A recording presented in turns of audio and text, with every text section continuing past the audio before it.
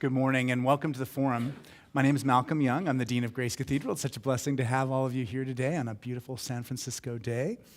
In almost exactly 1 year, and I couldn't believe this as I wrote this on my paper, we will be voting for the person who will lead the country for the next 4 years. It's like, oh my gosh, what is this next year going to be like? The past 3 years, and especially now as we struggle through an impeachment process, have been a time of moral and constitutional crisis. What can save us from the polarizing bitterness and anger of our divided nation? Our guest today is a widely recognized public figure, renowned speaker, and a regular international commentator on ethics and public life. He is the founder, president, and editor-in-chief of Sojourners, an organization committed to social justice and peace. He is a New York Times bestselling author of many books, including America's Original Sin, God's Politics, and most recently, Christ in Crisis, Why We Need to Reclaim Jesus. Please join me in welcoming Jim Wallis.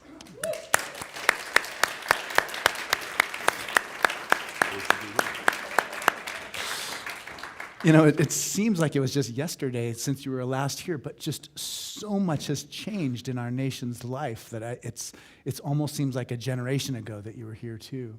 But I remember in that conversation, talking to you a little bit about just your childhood, and what did you learn from your parents that kind of helps you as you continue on in your political life and helps you understand politics? I think all of us pick things up from our parents, positive things and negative things, ways we want to be like them, ways we don't. What do you carry forward from your life growing up around the dinner table at your house as a child? That's a great question. This is my 20th city on this book tour. Yeah, that's why I wanted to ask you more questions like that. In a month with 30 events, I think. Yeah.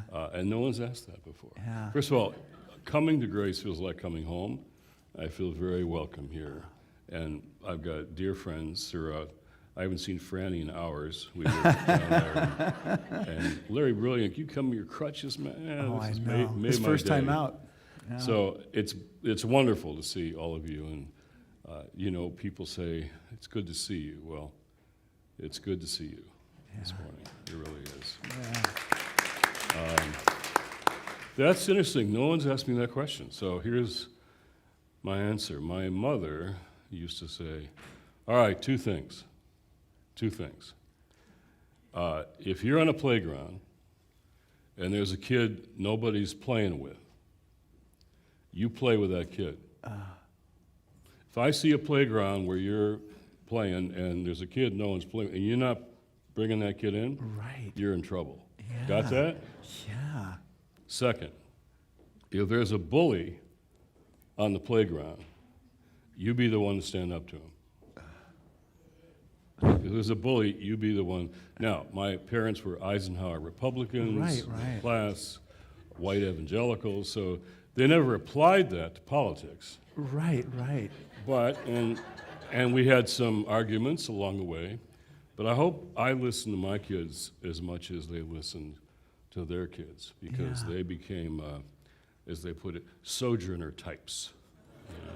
Right. And my father preaching in his Plymouth Brethren Evangelical Church against the war in Iraq, always about racism and poverty. My mother really co-led the church, but in that church you couldn't officially lead anything if you're a woman. Course. Yeah. But she was, everyone knew, the co-pastor, and so at her memorial service, more people turned out than ever had for anything in the history of the church. And she's the one who said, "Bring in the kid that no one's playing with, and to stand up to the bullies." So that's a great question. That is, and it's great advice and a great thing to remember too.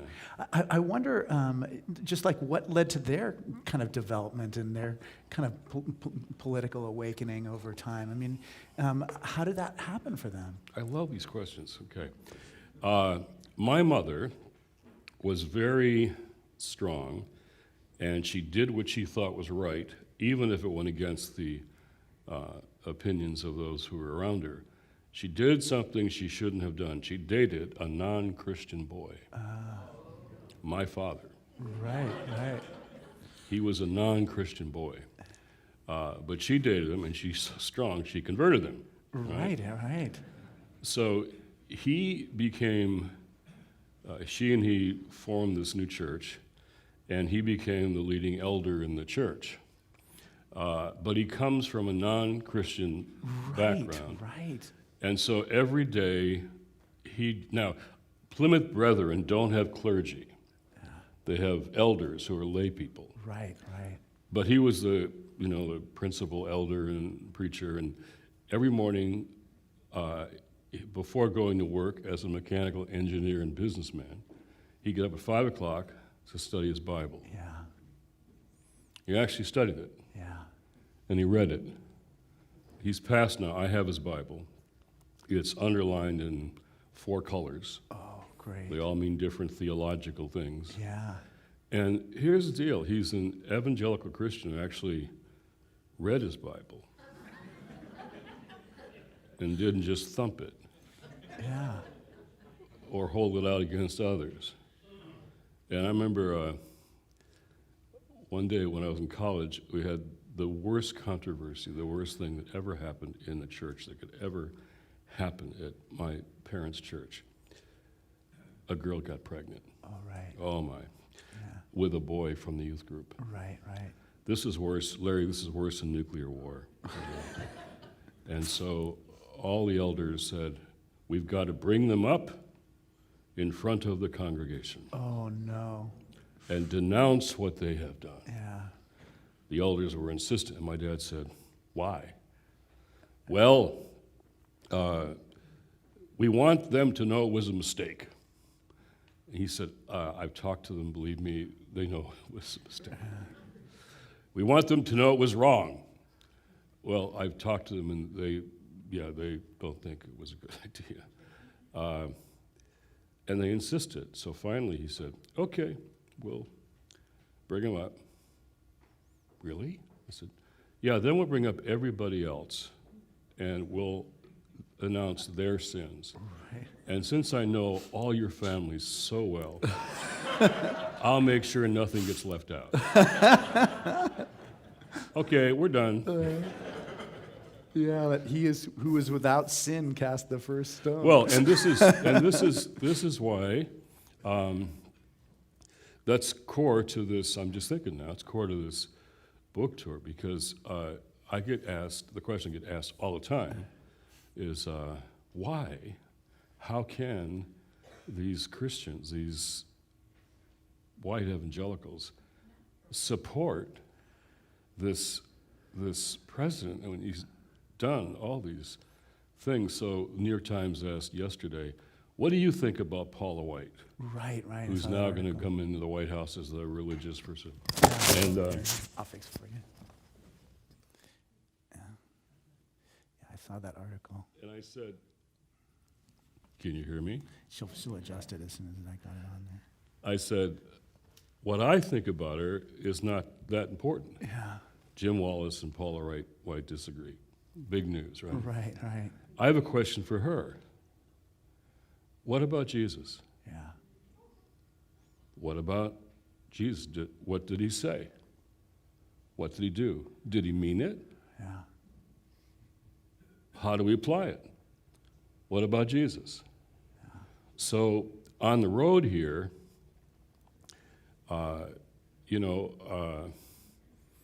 that's what this book is all about. What about Yeah, and Jesus? I think about that a lot because I mean, like my own experience of Jesus has changed over time. I mean, and partly it's like you describing your dad studying Scripture. I mean, it's just like year after year after year of that process of preaching through the 3-year cycle, doing the research and reading, having special projects of reading. Yeah.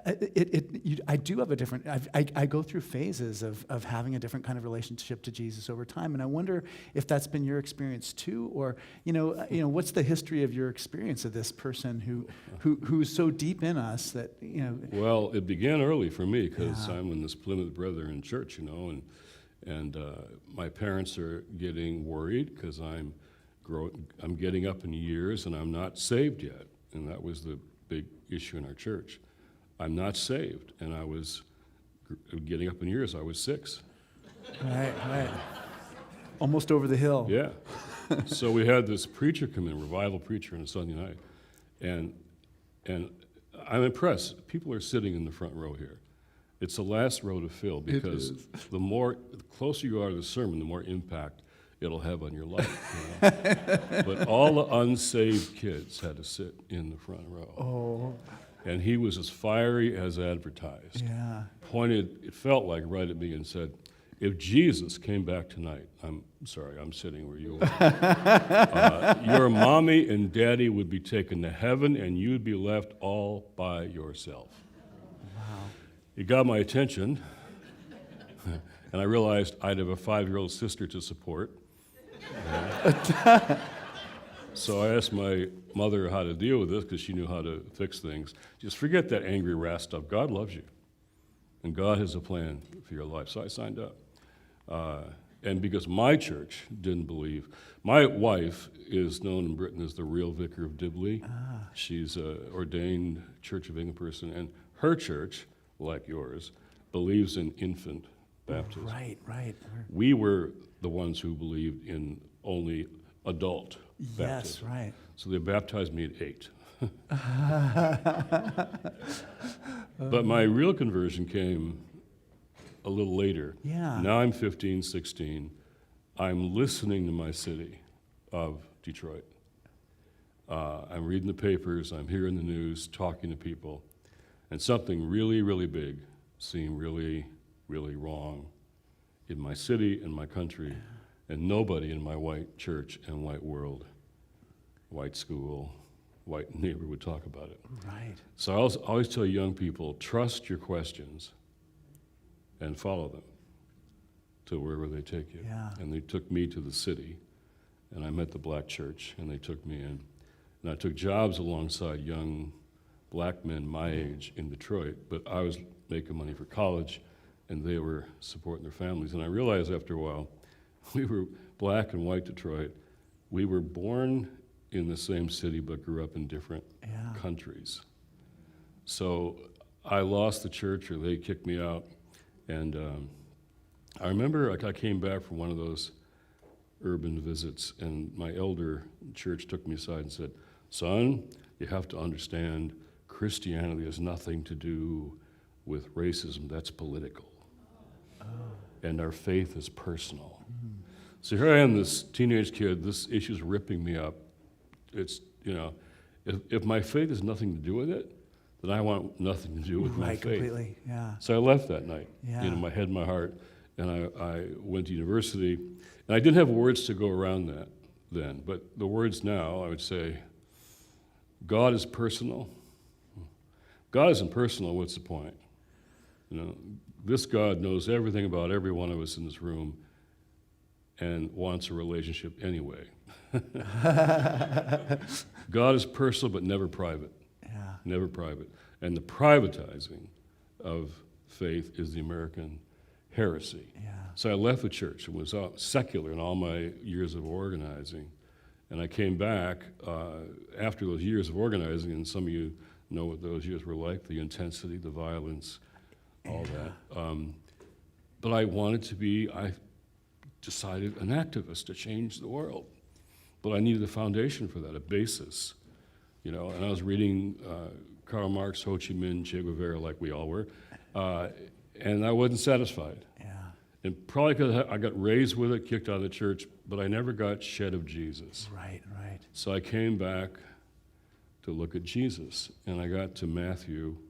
This is after we'd shut down my university and brought the biggest demonstration to Washington and shut down all universities. Spring 70, this is Kent State in Cambodia, for those of you who remember. Yeah. And so I'm looking at the Gospels, totally on my own, because there never any Christians I liked at my university.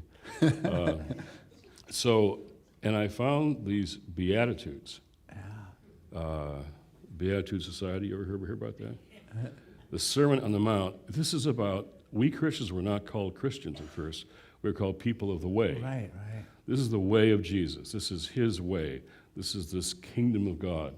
Blessed are the poor and the poor in spirit. Blessed are the meek, the humble. Blessed are those who hunger and thirst for justice and righteousness. Blessed are the peacemakers. It turned the world on its head. And I thought, why have I never heard a sermon in my church on the Sermon on the Mount? Then I got to Matthew 25, and this was my conversion text. I call it the "it was me" text. I was hungry. Right. Yep, it was me. It was me. I was thirsty. It was me. I was naked, stripped away, everything. I was sick, a stranger. The word means immigrant in the Greek. I was in prison, and it was me. And they said, Lord, when did we see you hungry and thirsty and naked and sick and a stranger? Had we known it was you, we would have formed a church social action committee. Right. No, he says, it was me. I was the one who was working 2 jobs full-time and couldn't feed my kids. Yeah. And they took away my food stamps anyway. I was thirsty. We're black. We live in Flint, and couldn't get any clean drinking water. Yeah. I was naked. We couldn't grow anything on our land in Guatemala because of climate change. And then these people wanted my sons to join their army, Right. going to rape my daughters, and so we picked up our kids, and we walked 2,000 miles to the United States. We heard you get asylum, Yeah. and then they took our kids from us and put them in cages. So I was stripped away everything. That was me. Yeah. I was drug use, black and white's the same exactly, but incarceration's 4-to-1, Right. black and brown. I was incarcerated. I was a stranger, means refugee, immigrant. And where were you? You know, as you've done to the least of these, you've done to me. Yeah. And that text brought me back to my faith. And then because my dad read the Bible and my mom read the Bible, all I had to do was show them that the Bible says this stuff. Yeah. And for them, that was enough. Yeah. It's not the case for most white Christians today. By the way, no one gets off the hook here. White evangelicals, majority support Donald Trump. So did white Catholics. So did white mainline Episcopalians and Presbyterians. The operative word in white Christian isn't Christian, it's white. Right. Right. So that's what we're facing here. And so you got me going here for a minute. So on the road yesterday, twice I said, let's be blunt. White nationalism is not just racist, it's Antichrist. Dehumanizing immigrants isn't just lack of compassion, it's Antichrist. Demeaning women, harassment, assault, trafficking isn't just sexist, it's Antichrist. And Jesus said 8 times, be not afraid. Antichrist. Politics says be afraid all the time. Yeah. Yeah. This is the politics of Jesus versus Antichrist politics. This isn't Republican, Democrat, left, right. We got to go deeper here. So my dad and mom, when they were brought back to these texts, they said, yeah, That is Jesus. that's Jesus. Yeah. Maybe you can talk a little bit about just like, so I mean, you came back to faith and you just saw it in a completely different way. Mm-hmm. I mean, how did that experience lead to the beginning of Sojourners? And, you know, how did that, I mean, you probably couldn't have imagined the course of your life at that point, but how did you get from there to here?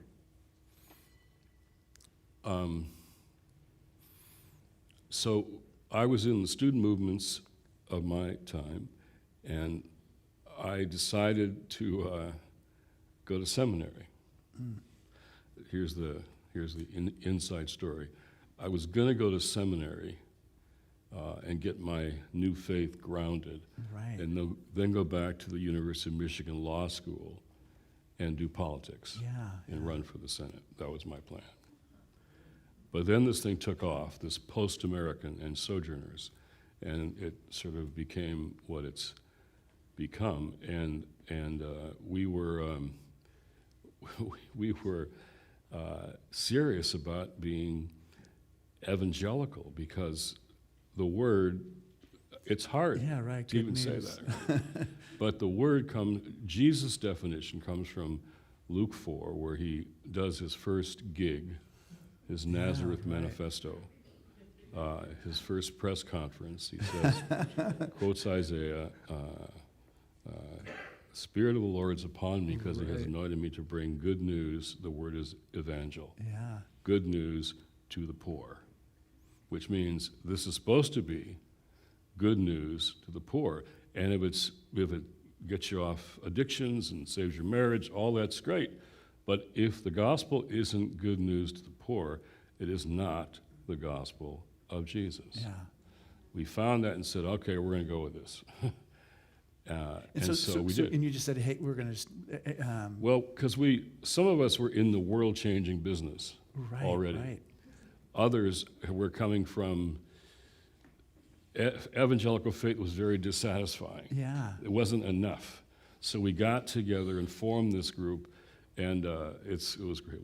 I met in Berkeley the other night, had an event, and this young woman, not young woman anymore, this woman and her husband, they were in the high school near our seminary, and we did youth work in the high school, and she was one of our that's first great. converts. And she came out the other night, and she's been teaching kids in this Episcopal school Yeah. for her whole life. So all of a sudden, it was just, everything was kind of Yeah. growing and changing, and people were coming to faith. The radicals, we were called at seminary. We were the most evangelistic group on the campus. More people came to Christ through our stuff than any of the other conservative evangelical students. Of course. So I wanted to have an argument with my own tradition. I could have gone to Yale or Union, and they'd agreed with my politics. I wanted to have an argument with my own tradition. So we found in that first year seminary all the verses in the Bible about the poor. We counted them, found them all. Old Testament, New Testament, Hebrew Scriptures. We found 2,000 verses Right. about the poor. So one of our group, who's still with us, took an old Bible and a pair of scissors and began to cut out of the Bible every single reference to the poor. When he was done, it was all over the floor. Yeah. And the Bible wouldn't hold together in my hands. It was a Bible full of holes. Right. It was falling apart. I would take it out to preach. I'd say, this is our American Bible. It's full of holes. So we learned right away the Bible is clear, not about God being about charity. That's not what it says. God of the Bible is a God of justice. Now, bringing that story up to this past year, when we won the first Medicaid battle, the cutting Obamacare. Yeah.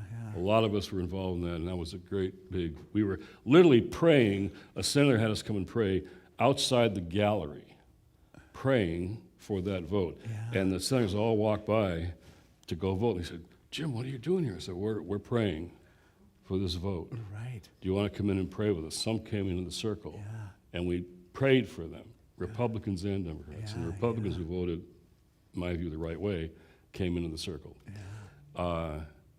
But the tax bill, I knew was going to pass. Tax bill literally, to cut taxes for the wealthy, literally by paying for it by cutting programs to the poor. That's not hyperbole, that's what it was. But I knew the country didn't get it, so I said, well, when you protest and press conferences and sermons, meet all the leaders, talk to them, and you lose, what do?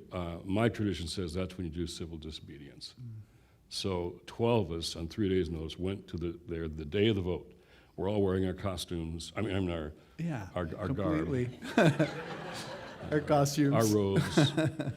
And the sergeant at arms came up to me and said,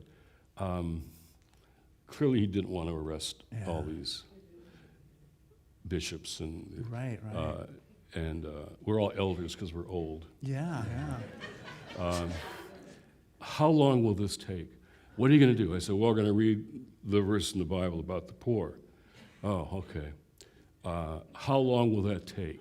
I said, well, there's 2,000 verses. He said, oh, it'll take too long. So when you're reading the Bible on the atrium of the Hart Office building, and they're all on the balconies looking, the staff, and looking out over what's happening, you're holding your Bible, and they're going to handcuff you behind your back. Yeah. You got to put your Bible down. Right. So I had this banner. It was the text that I love to reread there. Isaiah, woe to you legislators. I love that one. So here's the banner. We all put our Bibles down, and the handcuffs and leads away. And so Jim Rice, the editor of Sojourners, says to the chief of police, he says, can we take our Bibles now? He says, oh no, the Bibles are evidence of a crime. That'll preach. That will preach. And so the sergeant looked at Jim, and Jim smiled, as I guess they are, and he says, big, tall, African-American, likely a churchgoer, says, indeed, evidence of a crime. So that's from our first year of seminary, and then to the tax bill last year. You know, I just think so much in the book you talk about just, there's a section where you talk about Republicans having lost those core values that were of such importance to the party, and the Democrats having lost connection with the working class. I mean, I just wonder how we've gotten to this place of just such intense polarization and conflict. It just seems like it's harder for people to work together in 2019 than it was in like 1979 or 1999. There's a section in the book called, it's a phrase that I'm often using because people feel it when I talk to them, politically homeless. A lot of people feel politically homeless because of the binary character of our public life. And I don't want to just help create a religious left to counter a religious right. That's wrapping your ideology around your faith. I don't want to do that. God, during the election coming up, Republicans will act again like they own God and own religion. I mean, I just came from parts of the country where in your congregation, if you say you're a Christian and a Democrat, some will say you can't be both, right? So that's what's out there in the middle of the country. But I want faith to hold us accountable. So I'm actually, just this week we launched, I'm doing one-on-one podcasts with any candidate who wants to do it about their faith and their values. Whatever their faith is, how do they apply their faith to their priorities and their policies? So we released Cory Booker just 2 days ago. Cory is very expressive, AME, black church, powerful start. Next week, I did one with Castro. Deeply Catholic, he wants to go back to that.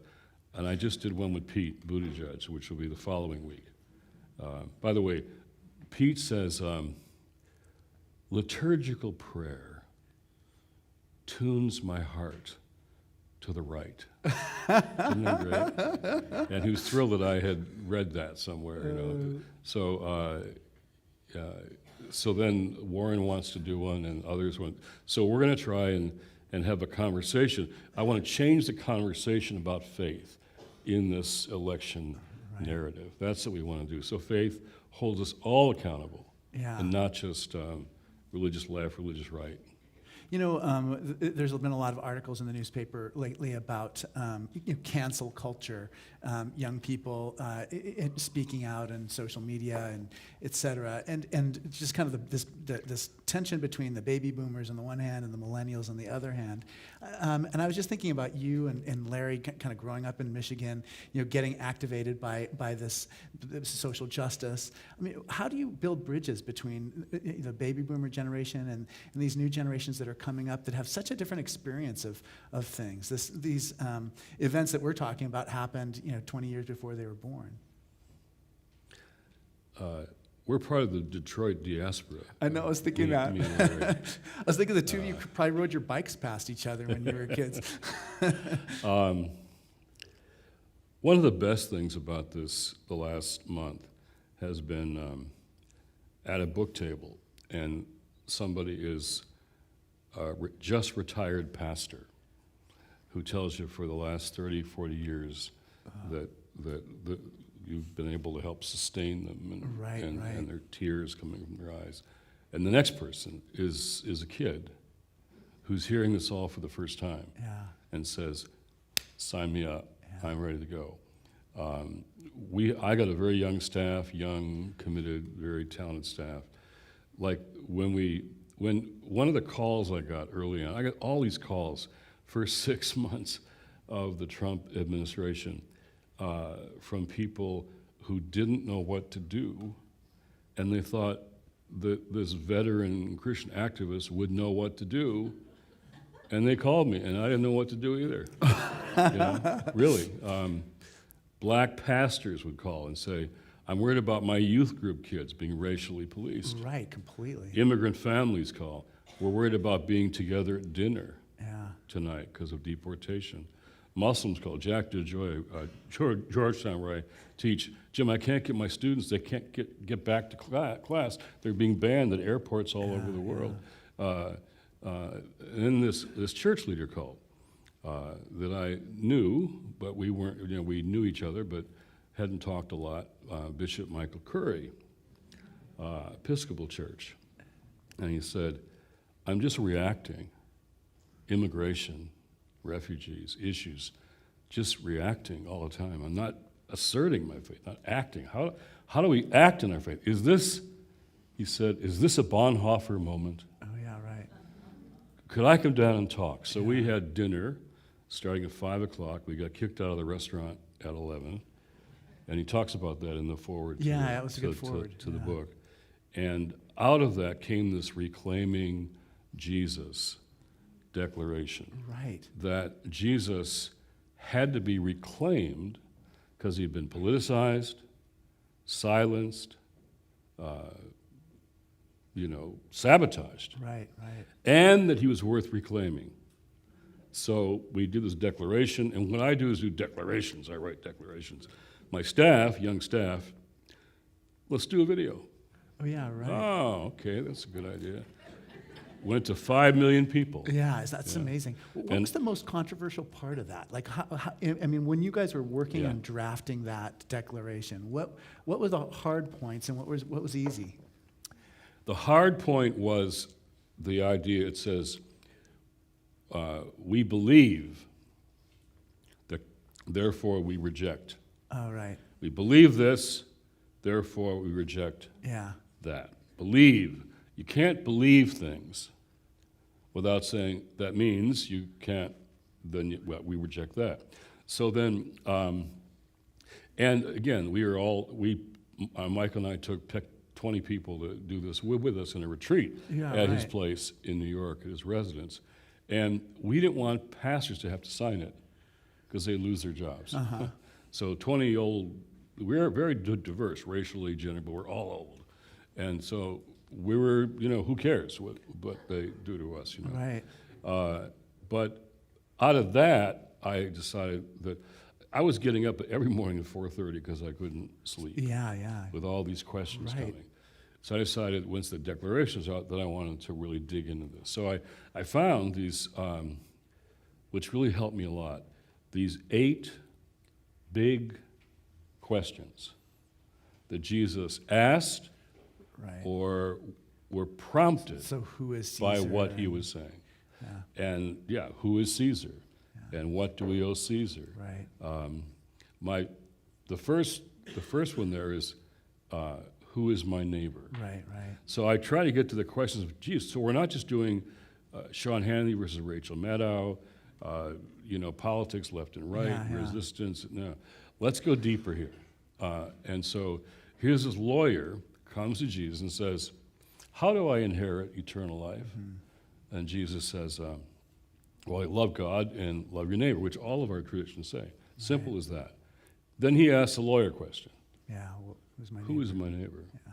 Now, at that point, I right away saw this was a Washington lawyer. Because I know that tone of voice. Yeah. It wasn't, who is my neighbor? Right. Exactly who is my neighbor? Right, exactly. Let's talk about this. So Jesus comes back with the Good Samaritan parable, which we all know. A man is beaten and robbed, laying on the side of the road. People pass by, some religious leaders on their way to a vestry meeting. Yeah, exactly. And then the Samaritan stops to help, binds up his wounds, takes him to the inn. So the lesson, of course, is inconvenience your schedule, time, energy, money. Dr. King preached about the Good Samaritan once. He said, that Jericho road's a dangerous road. So you're taking a risk, right? That's not the parable's message. That's good stuff. Right. The parable is saying, here's Jesus saying, here's my model Right. of who a neighbor is. Right? No Judeans believe they were good Samaritans. They were a hated race. Yeah. Stay away from them. Don't go near them. Jesus picks an other Right, exactly. to them who helps an other to him. Right. Therefore, the brilliant thing here is your neighbor is the one who's different than you. And the best commentary is still Gustavo Gutierrez, who says you've got to go outside your path to find your neighbor. Your neighbor is not in your path. So we're talking Menlo Park. Right, right. We're talking Oakland, and we got going, didn't we, about what would it mean for loving your neighbors outside your path here in Menlo Park or in Oakland. So that question undergirds all of our policy issues. Right, right. Who is my neighbor? The ones who Jesus calls neighbor are the ones being targeted with fear and hatred and therefore violence. He's targeting the ones who Jesus calls our neighbor. So with every chapter I do this, okay, here's what Jesus says. Now, did he mean it? Yeah. What does it mean? So to me, it got me deeper into the Gospels in a time like this. The book is, I hope, both timely and timeless. Yeah. At the same We time. have a tradition. What we do is we take questions from the audience. People write on cards, and Rebecca collects them and gives them to us. I wonder if sometimes you worry. I mean, it's just because we're in such a polarized environment. Sometimes it almost seems like the powers that be. It's almost like they're trying to antagonize other people, just like make the divisions even more pronounced. Oh yeah. And I wonder. I mean, like when you use the Antichrist language. I mean, I wonder. Do you worry about just exacerbating that tension? Because that is it's like such an extreme statement. You could imagine somebody who's saying, "Wait a minute, I voted for Donald Trump, and is this guy calling me the Antichrist?" Great question. So what I'm saying on this tour, I'm now saying, let me make clear: the man in the White House is too small a person to be the Antichrist. Right. However, there's a spirit in the air, in the air, that we all can play into.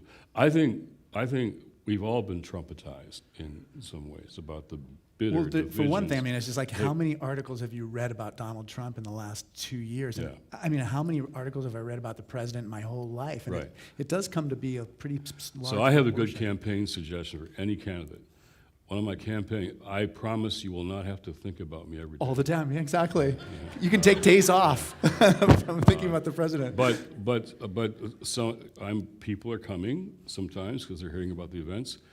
You're calling my immigration policy Antichrist. I said no, actually, how to get a good, sane, compassionate, smart immigration policy, which we've all blown, it's broken, is a hard question. Yeah. And I work with Democrats and Republicans, and we found some ways. I'm saying dehumanizing immigrants is what's Antichrist. Yeah. Let's have a conversation about, nobody's fearless, and the chapter on fear says nobody's fearless. There's things to be afraid of. Right? You kid. That's a hot stove, hot fire. Yeah. But Timothy talks about living in the spirit of fear.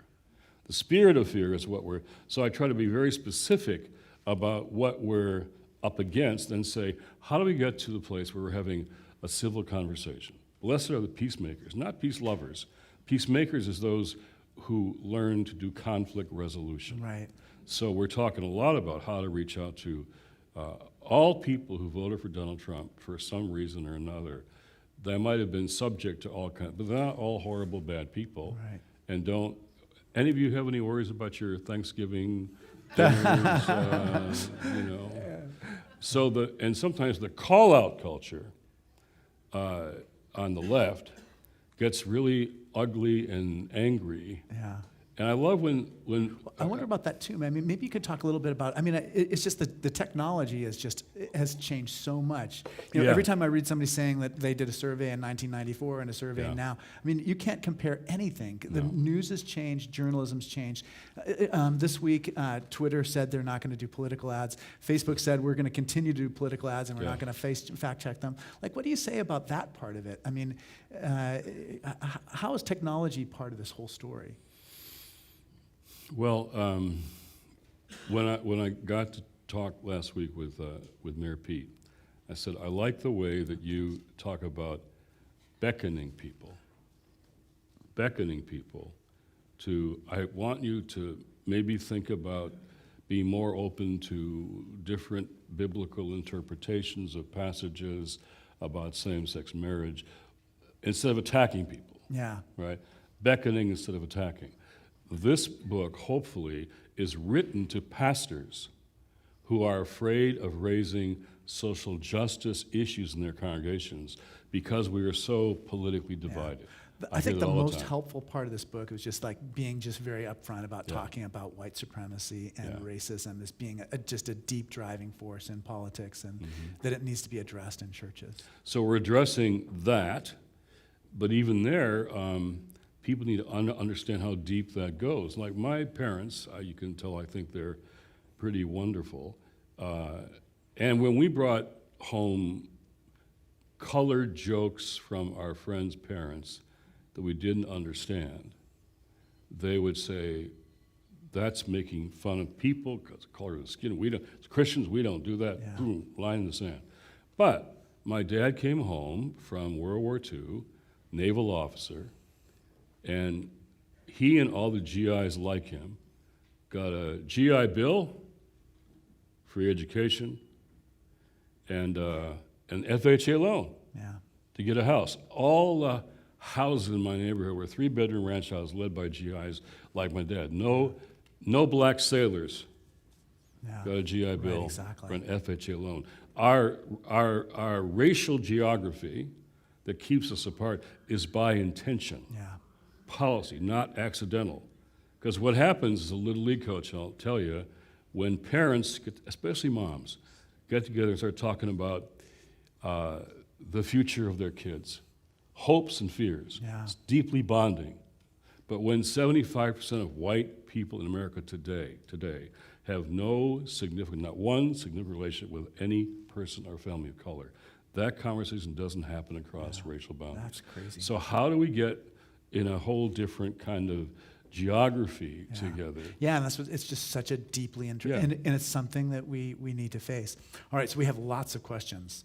What do you think is the most useful use of time, talent, treasure for an Episcopal priest working to dedicate ministry to 2020 political efforts to bring back a justice candidate into the presidency?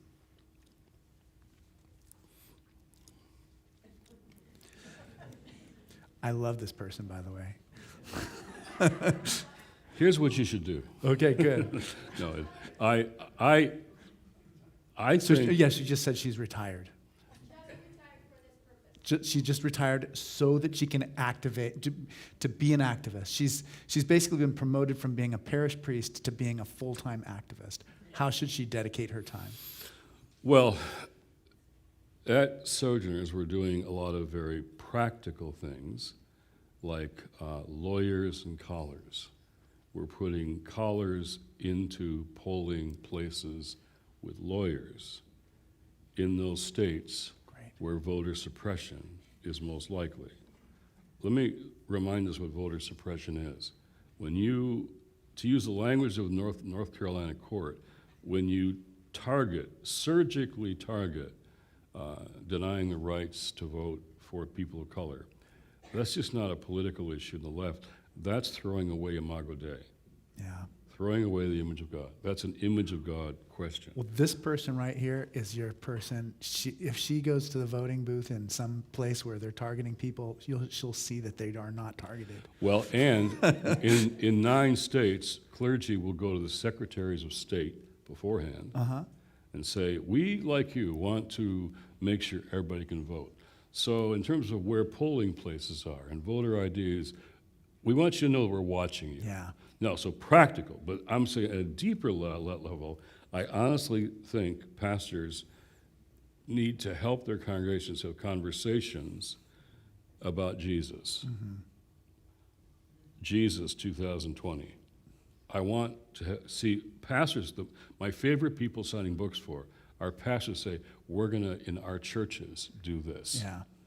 Let's talk about what we say we believe in our churches. Now, my rabbi and imam friends always tell me they feel safer when Christians Right, talk I about like Jesus because of what all we talk about otherwise. So we got tons of questions. How can we create a civil discourse?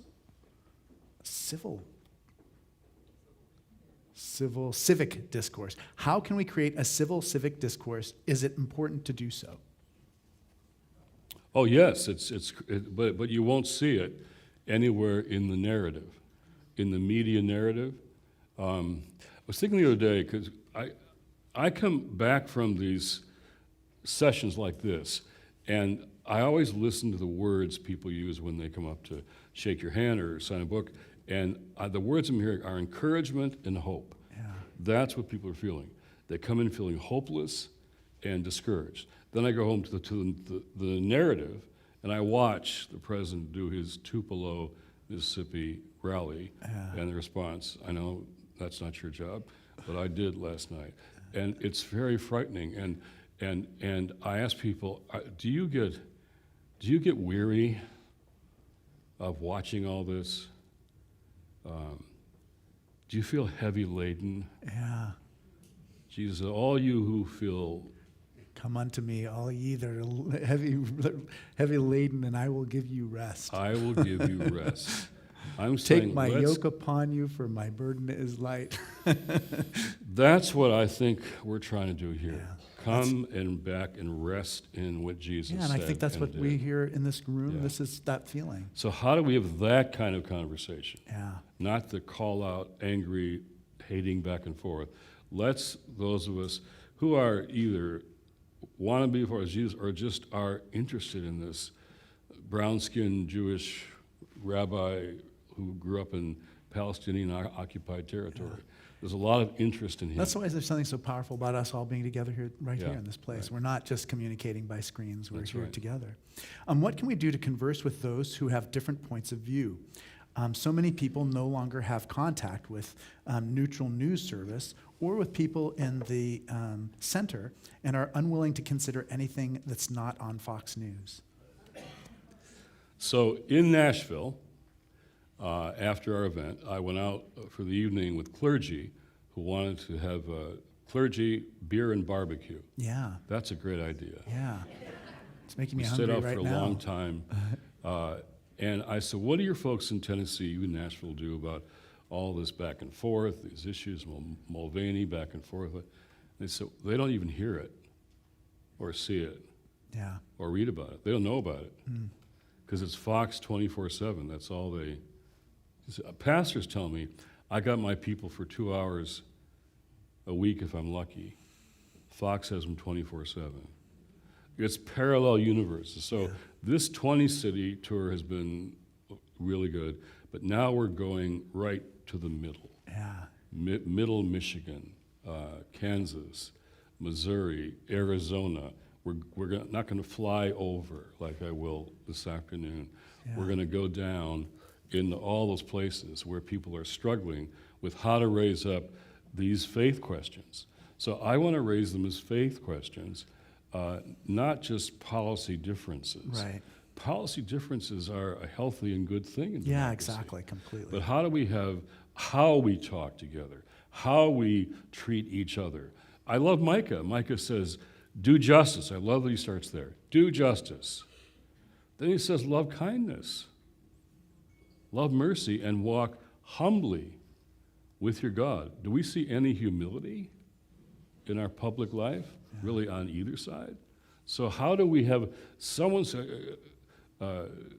Pete said Friday, I'm most worried about the day after the election, Oh, yeah, right. no matter who wins. Right, The exactly. healing we're going to need is so deep. So how can we just not take sides? I mean, I take sides a lot, as you know, about issues. but how do we find a way for the healing of this nation? Here's the next question. How do we reconcile the competing claims over Christianity's fundamental principles in today's world of alternative facts? In other words, whose view of Christianity or claims can be seen as valid while so many divergent interpretations are in play? This question also arises from biblical historical scholarship concerning the progeny of Scripture and the issues related to what Jesus actually said or did not say. Age-old questions. I'm sure you've been asked this too many times. Yeah, I'm going to take Jesus' side here on this one. Because I want to say, what did Jesus say? Yeah. And what did he do? Right. And did he mean it? And does it apply? How does it apply? I find that question gets us back time and time again. Yeah, so this is not a Donald Trump book. This is a Jesus book. Every chapter is the power question, the neighbor question, the Caesar question. And I do a lot of exegesis on those questions and then try to apply it. So let's have a conversation.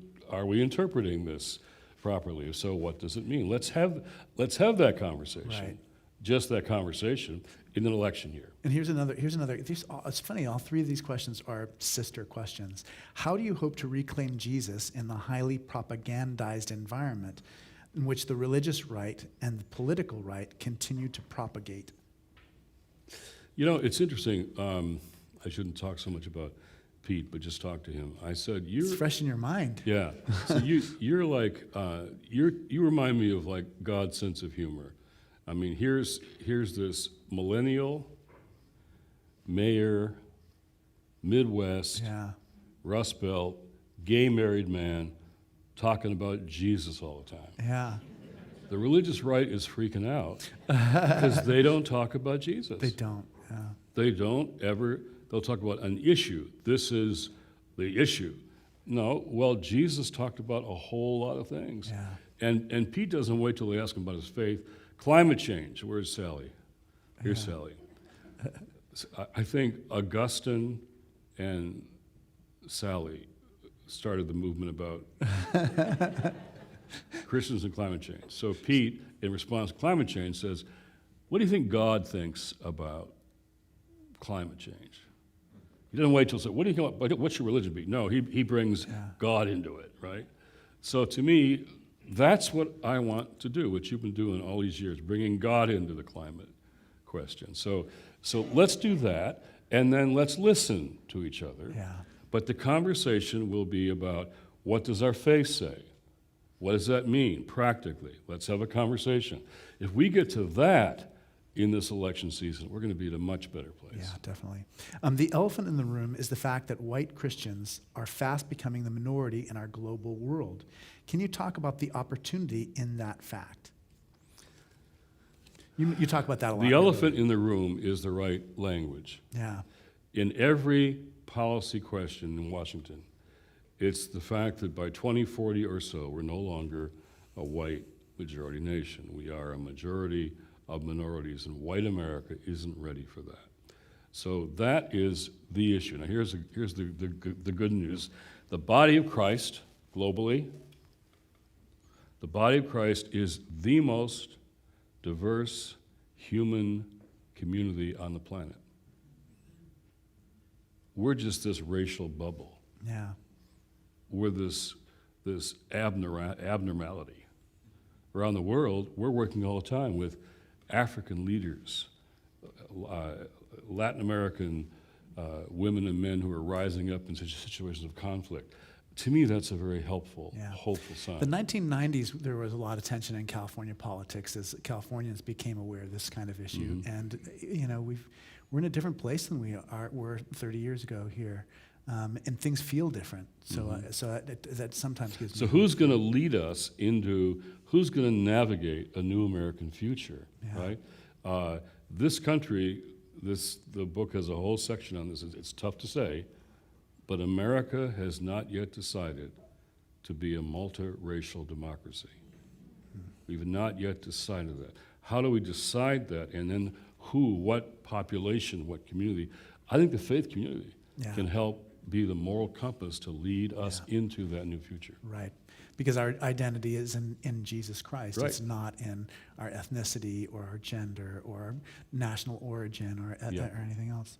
Okay, I want to move to Mount Rogers Hood for a break. Oh, here, Mr. Rogers' neighborhood. Jim, thank you for your voice of truth. I make some 50 calls to legislators weekly, always civil from my voice of action and reaction. Is it worth it doing this? Yeah, it's a great question. They are very in Washington, they're very insulated. Yeah. And they're all running on fear. But privately, they do have concerns. Yeah. Like when the kids got put in cages. I got called to go to the Senate to have a private conversation with Republicans and Democrats. Yeah. Mostly people of faith who were appalled. Yeah. And wanted to do something. But they're afraid of having their careers in.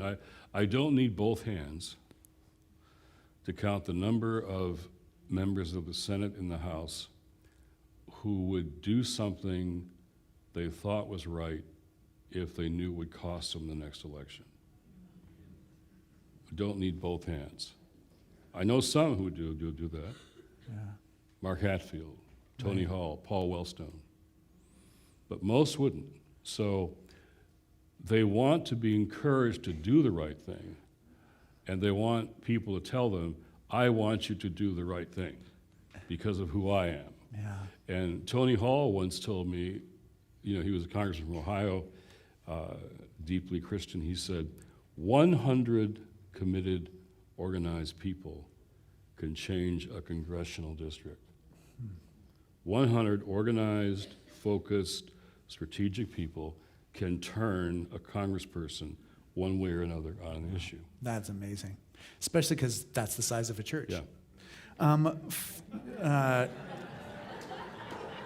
So here's the next question. How would you help heal the still active schism between the Hillary and Bernie supporters of the 2016 election? I feel that it is weakening the left's strength to win in 2020. And this person also says, Jim, so grateful for your decades of powerful service, ! What a nice note. But what about Bernie and what about Hillary and their schism? Politics is always too much about the ego career of the politician and not their ideas. Bernie Sanders should get credit for changing the narrative of politics in this country. I want to give him that, and I want to say, thank you, Bernie. You turned things around. Now we're going to go forward here. Yeah. Now we're going to go forward here. And it can't just be about any of us. And that's not true for politicians. That's, the older I get, the more I'm aware of how most of us, get so tied up in me. Yeah. In my career and who my competitors are and all that stuff. That's human. Yeah. That's human. And what does it mean to find our way, our place, our vocation in terms of serving the common good? Yeah. And I guess it does take a lot of ego to run for the presidency. That's true. But I'm also looking for people who really, on both sides, who really want to put something ahead of their own success. So does that mean that somebody who has that has a kind of extra power? Because I mean, there are definitely people who are not career politicians who are, participating in the presidential race, for instance. I mean, is that something to recommend them, that they're not beholden to special interest groups or what have you? What I do in these podcasts is I try to get at what motivates you. Call it faith, call it something else. What motivates you? What's down deep? What's not just calculation? Yeah. Because most people who run for office have that too. They have something that was down deep in their gut that made them want Right, to a do deep this. principle or Public value. service. They want to, Yeah. But then calculation quickly takes it over. Yeah. So how do you, with all of us, how do you remind people? In my class at Georgetown, the last lecture is vocation versus career. Mm-hmm. And career is getting your assets together, getting them on a resume, and starting at the highest level of your ladder of success that you can. Yeah. If you're from Harvard, Georgetown, or Stanford, that's at least halfway up to start. Yeah. But vocation is not your assets, it's your gift. Yeah. Whether you're religious or not, they say, what do you mean gifts? Well, what do you lose track of time when you're doing? What is your gut? What's your passion? What are you really good at? And where your gifts meet the crushing needs of the world, that's your vocation. Yeah. Where your gifts meet your crushing needs. So I try to help young people, but political leaders remember their vocation. Yeah. And not just their Tom career. Steyer is a member of our congregation, is running for president, and it has a deep sense of passionate vocation. How do you balance those things out, both the vocation and just how acceptable other people will find you? The smartest people are the ones who know what they don't know. Yeah. And are willing to listen. So listening is a crucial part of this.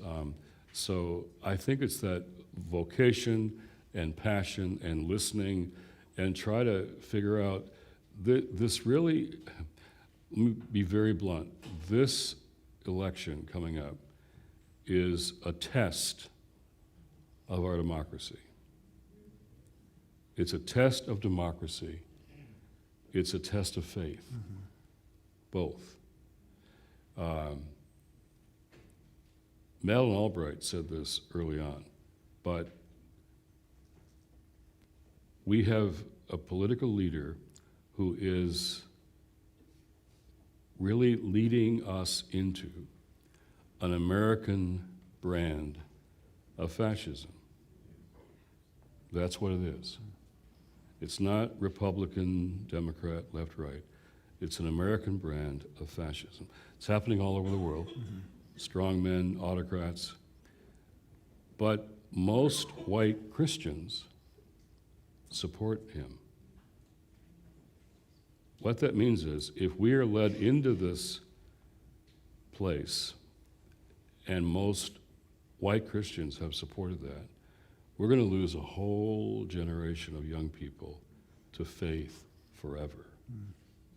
They'll turn away in such disgust forever. History doesn't repeat, Yeah. but it does rhyme.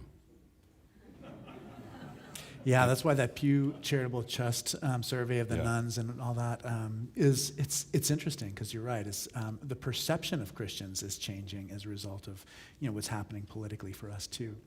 I got this lovely little note right here. It says, and it's a note to you, I think, because I'm always here. It says, "I love you. Please come back and stay longer."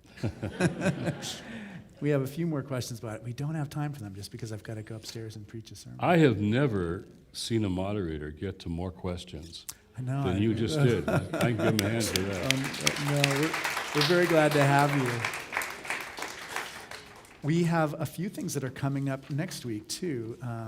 We have church service at 11 o'clock upstairs, and you're welcome to come join us. I know you have to rush to the airport.